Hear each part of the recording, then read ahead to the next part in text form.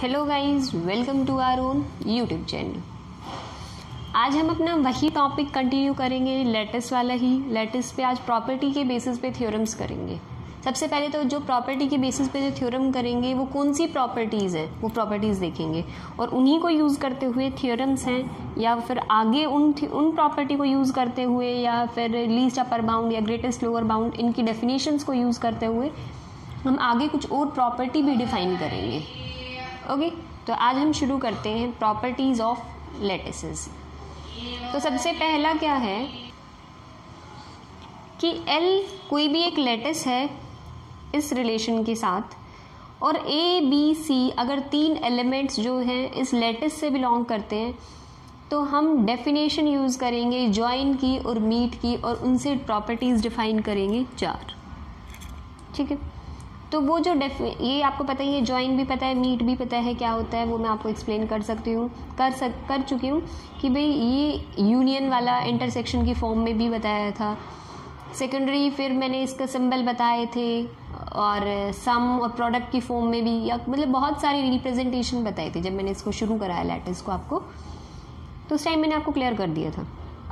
अब 4 प्रॉपर्टीज़ देखते हैं कि ये 4 प्रॉपर्टीज़ क्या है। सबसे पहली क्या है, A is related to A join B। इसको यूनियन बोलना चाहते हो यूनियन बोल लो, ये जॉइन होता है। And B is related to A join B। अब आप इसको थोड़ा यूनियन के टर्म्स में समझेंगे तो इजीली समझ आता है, मैथ स्टूडेंट हो तो इसको रिलेट करना इजी हो जाता है कि A यूनियन B में A तो कंटेन होता ही है, A यूनियन B में B भी पक्का कंटेन होगा। तो वही सोच लो ना, A is related to A join B and B is related to A join B। और join क्या होता था, A union B, ये जो होता था A join B, ये क्या होता था कि इस A और B का LUB होता था। LUB मतलब लीस्ट अपर बाउंड, ये हमने सीखा था पहले, लीस्ट अपर बाउंड। कहीं कई जगह LUB भी लिखा होता है। अगर तो ये दोनों जो है वो क्या होंगे, अपने ही जॉइन में, हर एलिमेंट अपने जॉइन में कंटेन होता है। इसको याद करने का ये है, जितना जनरल याद रखोगे उसको यूज़ उतनी इजीली कर पाओगे। जितने ये रटोगे A contained in these element, B contain in these element, तो वो याद रखो कि हर एलिमेंट अपने यूनियन में, अपने जॉइन में कंटेन या अपने जॉइन से या अपने यूनियन से रिलेट करता है। सेकेंड थिंग क्या है कि अगर A रिलेटेड टू C है और B रिलेटेड टू C है तो इन दोनों का जॉइन भी C से रिलेट करेगा। अगर A भी रिलेटेड टू C है, B भी रिलेटेड टू C है, तो A जॉइन B भी रिलेटेड टू C होगा, यही लिखा हुआ। अब देखो, A meet B is related to A and A meet B is related to B। Join और मीट को भूल के यूनियन और इंटरसेक्शन पे चलते हैं। A intersection B always contained in A ना, and similarly A intersection B is contained in B। याद करने के यही तरीके हैं, ठीक है, इनसे आप याद कर पाओगे। जॉइन और मीट को यूनियन और इंटरसेक्शन की फॉर्म में याद रखो, रिलेशन को कंटेन की फॉर्म में याद रखो, हो जाएगा इजीली। तो हर किन्हीं भी 2 एलिमेंट्स का इंटरसेक्शन, हर दोनों में से किसी भी एलिमेंट को उठाओगे तो कंटेन करेगा ही करेगा। दोनों एलिमेंट का इंटरसेक्शन दूसरे एलिमेंट में भी कंटेन करेगा, ठीक है। तो वही है, A meet B is related to A and A meet B is related to B। अब हमें मीट पढ़ के आए थे, वो क्या होता था, GLB। GLB मतलब ग्रेटेस्ट लोअर बाउंड। A और B का ग्रेटेस्ट लोअर बाउंड कहलाता है A meet B। And last property क्या थी कि अगर C is related to A है और C is related to B भी है तो C is related to A intersection भी होता है या A मीट B, ठीक है। तुम इसको ऐसे कर सकते हो कि अगर C A में कंटेन है, C B में भी कंटेन है, तो C पक्का उन दोनों के इंटरसेक्शन में भी कंटेन करेगा। याद करने का इजी वे है इंटरसेक्शन और यूनियन। मैथ्स के स्टूडेंट हो, इंटरसेक्शन यूनियन में कोई कंफ्यूजन नहीं होती है, इजी टॉपिक लगता है, ठीक है। तो जॉइन और मीट को याद करने का तरीका, जॉइन को आप एज ए यूनियन काउंट करो और मीट को एज ए इंटरसेक्शन काउंट करो, तो ज़्यादा इजीली याद कर पाओगे। अब इसी पे बेस्ड, इन प्रॉपर्टीज़ पे बेस्ड होती हैं थ्योरम्स। ये थ्योरम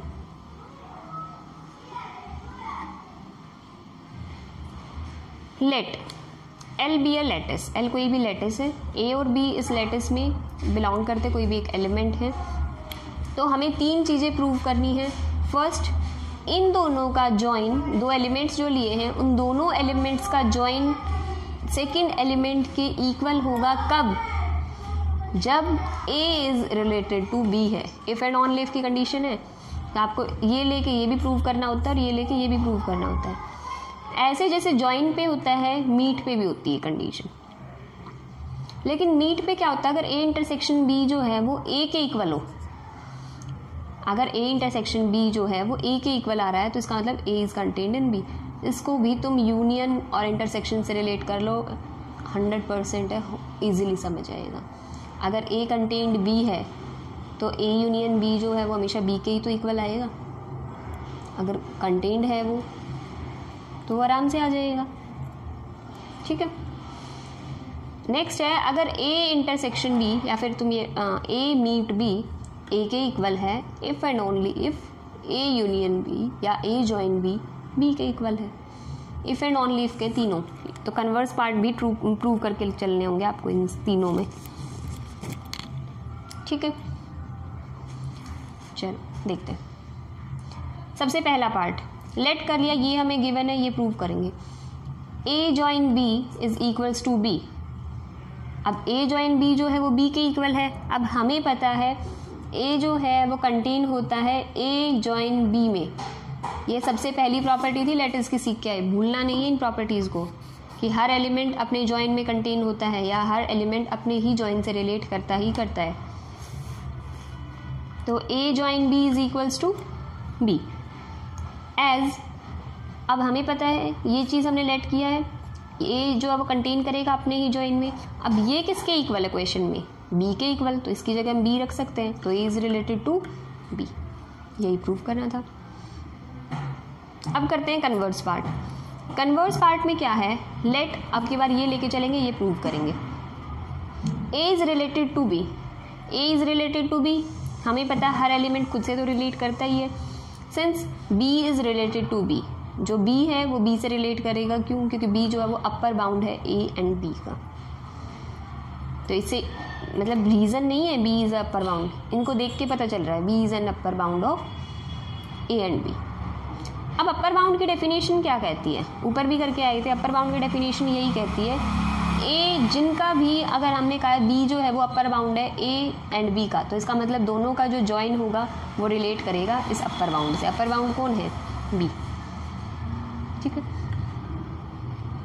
अब A जॉइन B है वो अपर बाउंड है, हमें पता है, अभी हमने कहा है B जो है वो अपर बाउंड है, और हमें पता है कि किन्हीं भी 2 एलिमेंट्स का अगर हमें अपर बाउंड ढूंढना हो, लीस्ट अपर बाउंड ढूंढना हो, तो वो क्या होता है? A जॉइन B, और वही है। अब A जॉइन B जो है वो रिलेटेड है B से, यहाँ से देख के पता चल गया B जो है वो रिलेटेड है A जॉइन B से। इसका मतलब इन दोनों से क्या पता चला कि ये दोनों इक्वल है। इसको भी आप यूनियन इंटरसेक्शन की फॉर्म में करेंगे ना तो इजीली समझ आ जाएगा, रिलेट कर सकते हैं बहुत इजीली।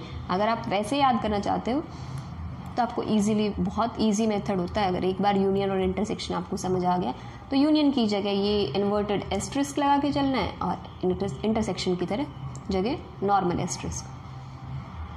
ठीक है, तो फर्स्ट पार्ट क्लियर हुआ। सेकंड पार्ट क्या है? जॉइन था, यहाँ मीट है, यहाँ B था, यहाँ A है। ठीक है, तो देखें क्या होता है। ये सेकंड पार्ट में क्या है, सबसे पहले लेट करके चले, A meet B is equals to A। First part क्या कहता था? A join B is equals to B if and only if A is related to B।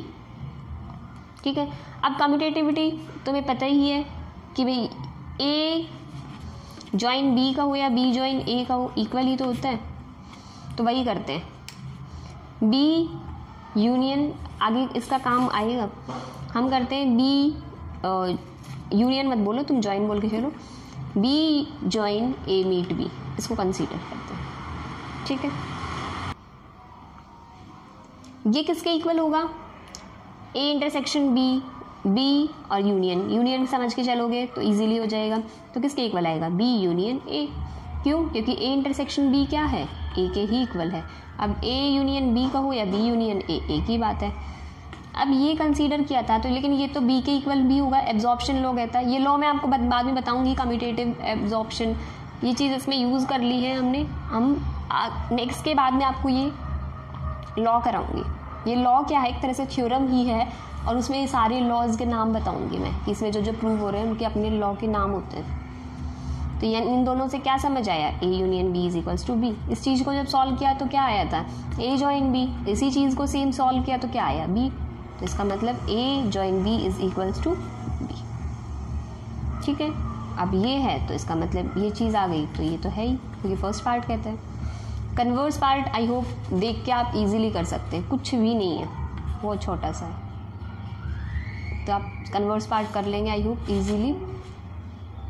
Next है थर्ड पार्ट। पहले पार्ट में था A intersection B is equals to A if A is related to B. Second में था ये जो था A meet वाला। फर्स्ट में था A join B is equals to B, दोनों में सेम कंडीशन थी, A is related to B. First part में था A join B is equals to B, second में था A meet B is equals to A.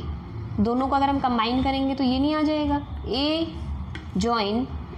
Meet B is equals to A if and only if A join B is equals to B.